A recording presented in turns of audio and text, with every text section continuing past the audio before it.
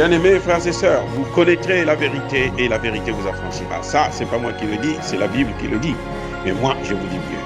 Vous connaîtrez la vérité historique, notamment celle de vos ancêtres kémites, et vous aurez une vision globale de ce que c'est que la vraie souveraineté politique. J'ajoute, vous reviendrez à la spiritualité africaine ancestrale et vous comprendrez les enjeux de l'indépendance économique. Et pour terminer, vous accepterez votre identité culturelle kémite et vous obtiendrez deux choses. La première, c'est la paix. La seconde, c'est le développement, à une condition. L'unité de toute l'Afrique noire, l'unité de tous les Noirs du monde entier. Otep à tous, bienvenue sur la chaîne des panafricanistes par essence, par conviction et par excellence. Celle des citoyens kémites par nécessité et obligation de combat. Nous sommes une chaîne qui n'est guidée que par nos ancêtres et rien que par les ancêtres qui appartiennent à l'égrégore du monde noir. Par conséquent, nous ne croyons en aucun Dieu venu de l'étranger. Toutefois, cette vidéo n'est aucunement destinée à inciter à la haine ou à la violence. Car nous menons un combat qui est d'abord et avant tout spirituel, intellectuel et démocratique. Ensuite, il est politique, géopolitique et géostratégique contre l'impérialisme, le colonialisme, le néocolonialisme et l'endocoloniat, qui sont tous qualifiés de crimes contre l'humanité. Nous menons ce combat sur la base du principe fondamental que nous avons hérité de nos ancêtres kémites, qui est celui de la Mahat, c'est-à-dire solidarité, vérité et justice. Vous êtes donc en droit de connaître la vérité et nous avons l'obligation de vous dire la vérité, afin, et rien que la vérité, afin que justice soit rendue au continent africain. Et ça, c'est notre modeste contribution dans cette noble lutte en faveur de la souveraineté, la dignité, la solidarité et l'unité africaine. C'est exactement ça que nous appelons le panafricanisme. Bien-aimés frères et sœurs, nous pensions que la CEDEAO était morte. Mais elle sort de son coma et elle continue à délirer. Un délire complet, délire total. Des fous, des malhonnêtes, des voleurs, des corrompus qui continuent à jouer le jeu des Occidentaux. C'est du jamais vu comment des dirigeants, vous les voyez en veste, je sais pas, depuis qu'ils ont appris à porter la veste, là, c'est incroyable. Ils deviennent plus... ils veulent porter plus de vestes que ceux qui ont créé les vestes en question. C'est des vrais voyous. Ils osent menacer le Mali. Ils donnent au Mali 1 mois. Si le Mali ne les libère pas, les 46 mercenaires, ceux qui étaient 49, les 3 femmes de service sexuel qu'ils avaient amenées, on les a libérés. Donc les 46 qui restent là, vous savez quoi? Ils disent à Assimi Goïta, s'ils ne les libèrent pas avant la fin de l'année, alors ils vont peut-être intervenir, ils vont prendre des sanctions. Bref, ils vont prendre en tout cas des sanctions. Donc, ils veulent peut-être intervenir. Et vous savez quoi? Ils disent, ils ont prévu la création. Ils utilisent l'argent du contribuable ouest-africain pour leur hystérie collective. Incroyable. Aux États-Unis, là, on appelle les pays africains là, des failed states. C'est-à-dire que des États voyous. Un État est voyou que lorsqu'il est dirigé par des voyous, parce qu'il n'y a aucune population voyou. Donc ce sont les voyous là qui se mettent à faire ça. Ils disent qu'ils vont créer aussi, dans la foulée, parmi les décisions qu'ils ont prises, c'était dimanche 4 décembre, ils vont créer une force anti-putsch et ils vont créer une force antiterroriste. Si vous voulez voir, c'est un film, c'est une comédie qui se passe sous nos yeux, mais une comédie dramatique parce que elle cause la misère et elle tue de nombreux Africains. Mais c'est des comédiens, c'est des crétins, des lèche-culs des Occidentaux qui passent leur temps à faire tout ce que les Occidentaux leur demandent de faire. Vous savez, la CEDEAO ne appartient pas aux Ouest africains, elle appartient aux Américains et aux Européens, notamment à la France. Comment voulez-vous? Attendez. Vous voulez créer une force anti-putsch, hein? Oh, ok, très bien, c'est formidable. C'est une bonne idée. Donc il n'y aura plus de putsch. Mais cette force va intervenir quand? Après le putsch ou avant le putsch? Parce que si c'est après le putsch, eh ben c'est le médecin après la mort. Parce que là, ce que les gens vont faire, c'est quoi? C'est que quand il y a un putsch, là, il faut tuer celui qui est là. Quand la victime du putsch, là, vous le tuez. Ils vont faire quoi? La force anti-putsch va le restituer, le réveiller, puis le ramener à sa fonction. C'est pas possible. Vous le savez très bien. Donc, c'est une force qui ne peut fonctionner que si elle intervient en aval. C'est-à-dire que cette force anti-putsch doit intervenir avant qu'il y ait le putsch. Ou quand les gens s'engagent, quand ils sont en train de faire un putsch, eux, ils viennent pour protéger le pouvoir en place, et puis ils combattent les putschistes. Vous imaginez un tel scénario? Ici aux États-Unis, là, les gens n'ont pas pu protéger Kennedy. Le président Kennedy, là, on l'a assassiné en public. Une force anti-putsch, là, vous voyez l'assassinat comme ça, eux, ils devaient venir se positionner là, eux, ils prennent les balles, et puis on arrête la personne qui a tiré sur le président. Et le président continue sa fonction. Puisque c'est ça la force anti-putsch. C'est-à-dire que vous devez intervenir, non pas en aval, et en amont, parce que si après, vous devenez le médecin après la mort. Si les gens vont savoir que non, si on ne fait pas ça, ils vont le ramener au pouvoir. Donc, pour éviter qu'on le ramène au pouvoir, on le tue. Ça veut dire qu'ils vont causer même plus de morts, alors que depuis un certain temps, on a vu au Mali, au Burkina Faso, en Guinée, il y a eu des coups d'État sans mort. Alors que les coups d'État que la France faisait, là, c'était toujours la mort. Là, le coup d'État que la France a fait au Burkina Faso via Blaise Compaoré, il y a eu des morts. Donc, la force anti-putsch, là, c'est-à-dire que si on n'est pas cliniquement fou, on ne peut pas prendre une telle décision. Je dis, hein, je répète, si on n'est pas cliniquement fou, on ne peut pas prendre une telle décision. Une force anti-putsch, c'est quoi? Maintenant, quant à ce qu'ils ont appelé, eux, la force antiterroriste. Oh mon Dieu. Les amis, les amis, vous voyez, c'est-à-dire que moi, je me demande, quand ils rentrent à la maison, là, leur femme leur dit quoi? Oh, oh chérie, oh, c'est beau, ah, vraiment, ah, vous êtes bien amusés là-bas. C'est incroyable.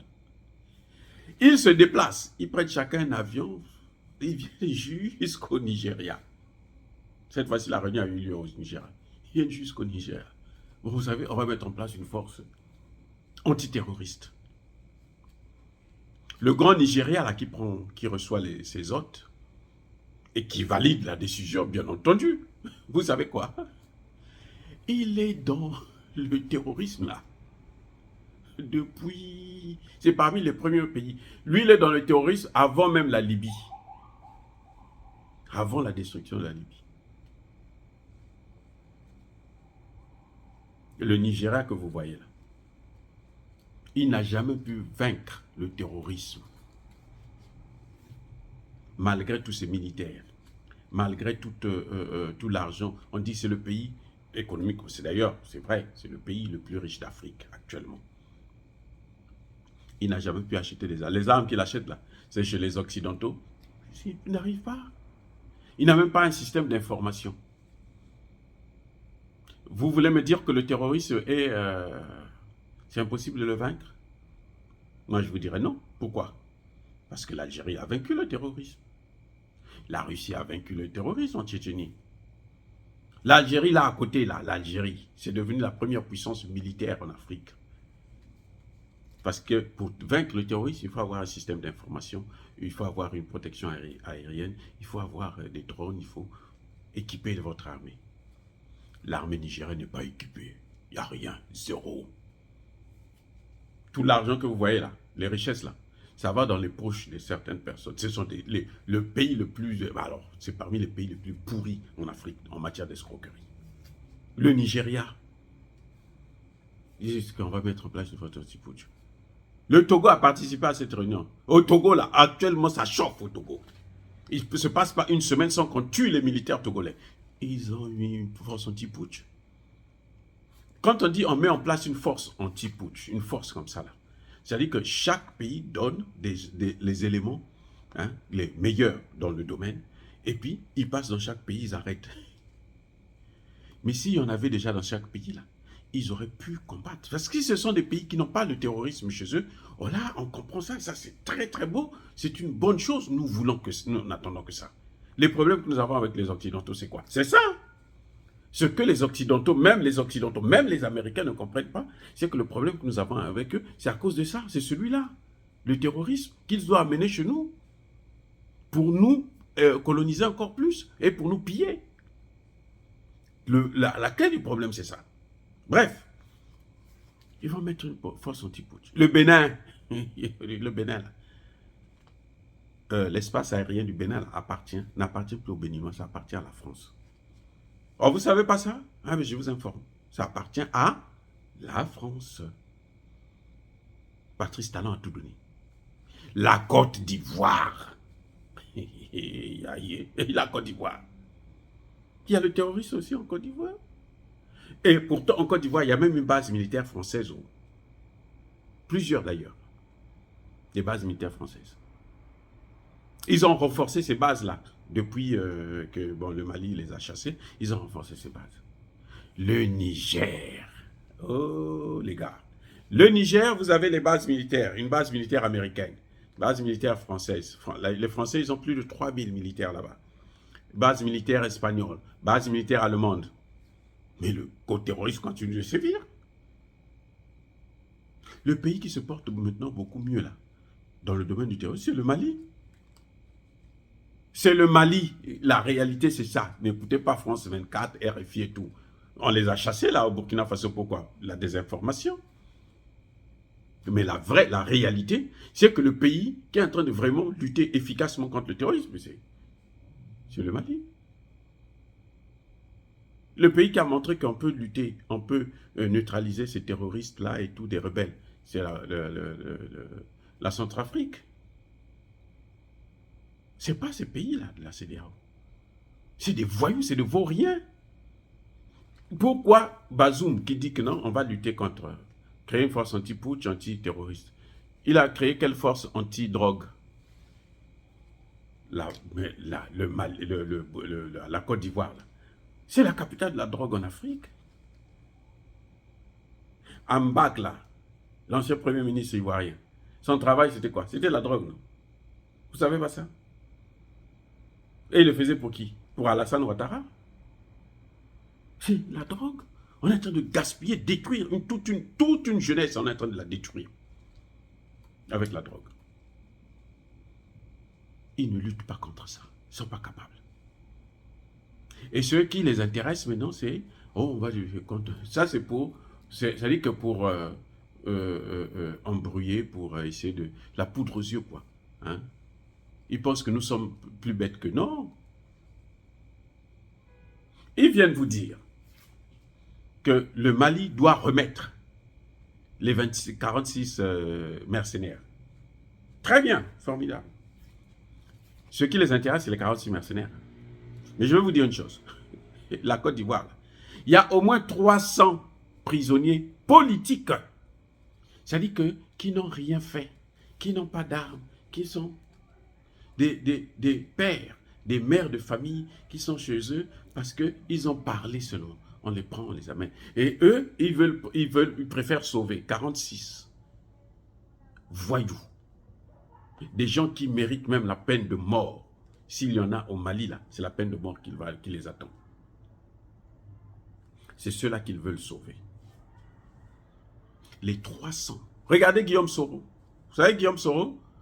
Pourquoi Guillaume Soro n'est pas en Côte d'Ivoire? Guillaume Soro voulait rentrer en Côte d'Ivoire. Vous demandez à Guillaume Soro, il vous le dira. Il voulait rentrer en Côte d'Ivoire. Vous savez quoi? L'avion s'apprêtait à atterrir à Abidjan. C'est là qu'on va signifier à M. Guillaume Soro que si tu atterris ici, là, on te prend, on t'arrête, sinon on va même te tuer. C'est ça la réalité de la Côte d'Ivoire d'aujourd'hui. On dit à Guillaume Soro, l'avion est en train d'atterrir. Hein. On dit non, non, non. Le pilote est obligé de remonter, aller se le cacher quelque part. C'est ça la réalité. Pulchérie Balé, elle a fait qu'un simple voyage, elle est allée au Mali. Voir ces mêmes mercenaires-là. Chercher à savoir mais pourquoi on les a arrêtés, les pauvres essais, on ne peut pas les libérer. Elle fait un bon travail. Gratuitement. Ce n'est pas l'État qui l'a envoyé. Ce n'est pas l'État qui a payé son billet. Elle part, elle revient. On la prend, on la met en prison jusqu'aujourd'hui. Ça fait plusieurs mois. Et vous me dites que vous asseyez la CEDEAO là. Vous dites non, voilà. Mais je vais vous dire une chose. Il y a eu des sanctions là, de la CEDEAO. Des décisions de justice, la justice de la CEDEAO, de l'Union africaine, contre Alassane Ouattara. Vous savez ce qu'Alassane Ouattara a fait? Il s'est assis là-dessus, il dit, je m'en fiche éperdument. Il a foulé au pied ces décisions. Il dit, c'est le droit là, de la CEDEAO, de l'Union africaine. Ce n'est pas ici qu'on va appliquer ça. Où était la France qui est en train de demander à ce que on puisse attaquer, on puisse prendre encore des sanctions contre le Mali? Où étaient les États-Unis? Ils étaient où? Ils ne savent pas ça. Mais s'ils ne savent pas ça, c'est qu'ils ne sont pas des diplomates. Il y a un problème sérieux. Non. Ce qui est en train de se passer, c'est qu'ils veulent provoquer le Mali. Parce qu'ils savent que le Mali a un partenaire qui est l'ennemi des Occidentaux, c'est-à-dire la Russie. Et c'est la guerre. Ils veulent amener la guerre de l'Ukraine en Afrique. Et nous, on n'en a pas besoin. Que les gars de la CEDEAO, les Macky Sall. Macky Sall, lui, on l'a surnommé le mendiant du blé. Parce que Macky Sall pleurnichait là pour aller. Donnez-nous des grains. Là, l'Ukraine a dit, bon, je vais vous donner des grains, vous devrez me soutenir. Je ne vais pas vous donner, je veux vous vendre. Mais vous devrez me soutenir. Voilà le dilemme. Ils sont tous coincés. Ils en ont dans le baba. Voilà à qui nous avons affaire. C'est qui? Georges Weah? Lui croit que le football, c'est la politique. Il est devenu... Lui, ça dit que c'est une sardine sans tête. Il est venu gâcher toute sa réputation d'un grand homme aimé par l'Afrique et les Africains.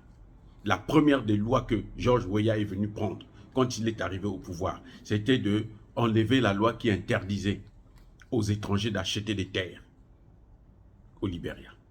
La première des choses. Là, dès qu'il est assis là, au pouvoir, là, la même semaine, là, il a enlevé ça. Ça, parce qu'il veut que les Occidentaux viennent acheter les terres là-bas, occupées.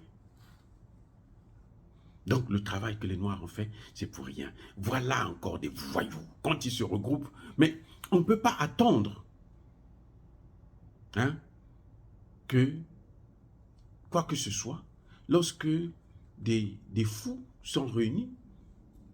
C'est-à-dire que c'était une conférence, un sommet des cons, organisé par des cons, avec un sujet à la con, et qui n'aboutit que, qui n'intéresse que des cons. Il n'y a rien qui peut sortir de la CEDEAO aujourd'hui, dans l'état tel que ça se trouve. Dire cela, c'est inciter à la haine ou à la violence, non. Maintenant là, nous n'allons plus nous laisser faire. Oh, bien-aimés frères et sœurs, je persiste et je signe, soyez bénis par le Dieu des Kémites. Et que tous ceux qui persécutent le continent africain, tous ceux qui le déstabilisent, tous ceux qui le pillent, ou occasionnent, ou favorisent le pillage et la déstabilisation des pays africains, qu'ils soient blancs ou qu'ils soient noirs, qu'ils puissent être foudroyés, neutralisés, maudits, punis, écrasés par le Dieu des Kémites et par nos ancêtres angélisés. J'ai dit, Et comme d'habitude, j'assume.